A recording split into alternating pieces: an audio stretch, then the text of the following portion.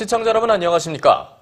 대학 동아리 활동이 취업 활동의 일환으로 변질되고 있다는 얘기 많이 들어보셨을 텐데요. 이게 대학에서만의 문제가 아니었습니다.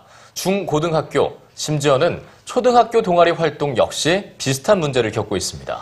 정부의 시책이나 제도에 학생들의 동아리 활동까지 좌우되고 있는데요. 다양성과 자율성이 퇴색되고 있습니다. 박영필 기자입니다. 서울의 한 중학교. 2년 전까지 이 학교에는 사진 동아리가 있었습니다. 하지만 지난해 동아리가 해체됐습니다. 사진 촬영 기술 등을 지도해줄 외부 강사가 필요한데 그 인건비를 대기가 어려워졌기 때문입니다. 그동안 지원되어 오던 동아리 활동비가 지난해부터 갑자기 끊긴 겁니다. 꽃을 찍거나 아니면 학교에 여러 가지 조형물을 찍거나 할 수 있는데 이제 그런 활동이 없어지니까 좀 동아리 하면서 불편함이 있는 것 같아요. 이 학교도 사정은 비슷합니다. 올해부터 상당수의 동아리가 소요 비용을 학생들이 직접 마련해야 할 상황입니다. 이 때문에 아예 개설을 포기하는 경우도 생기고 있습니다. 바리스타를 배운다라든가 그렇죠. 예, 그런 것도 개설 시도를 했다가 아이들이 안 모이는 거죠. 돈 낸다 그러니까. 그리고 외국에서 강사 데려다가 하려면은 뭐 한 번 할 때마다 10,000원씩 주고 막 그래야 되거든요. 서울시 교육청은 지난 2012년까지 서울 시내 학교 수백여 곳에 동아리 활동 예산을 지원했었습니다. 그런데 지난해부터 지원을 중단했습니다.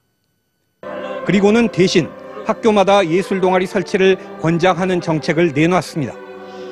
지난해 정부가 예술교육 활성화 사업을 본격 추진하면서 예술 동아리 활성화를 강조하자 이에 발맞춘 겁니다.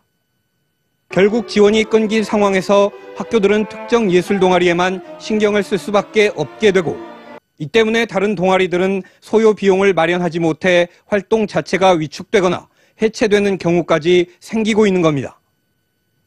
사실상 그 강사비 예산이 확보되지 않은 경우에는 동아리를 접어야 되는 상황까지도 극단적으로는 갈 수도 있습니다.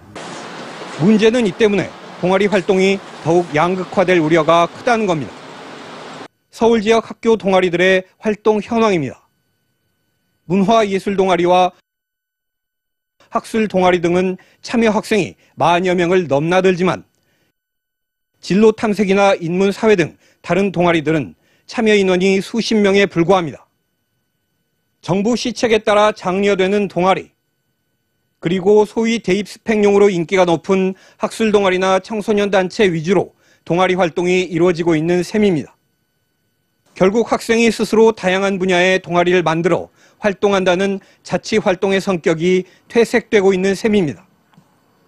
입학사정관제가 도입되면서 그 비교과 영역 중 동아리 비중이 상당히 커졌습니다. 여기에 정부의 왜곡된 동아리 정책으로 인해서 특정 동아리만 학교에서 키우고 나머지 동아리는 주변화되는 대표적인 학생 자치 활동이자 자율성과 다양성이 생명인 학교 동아리 활동.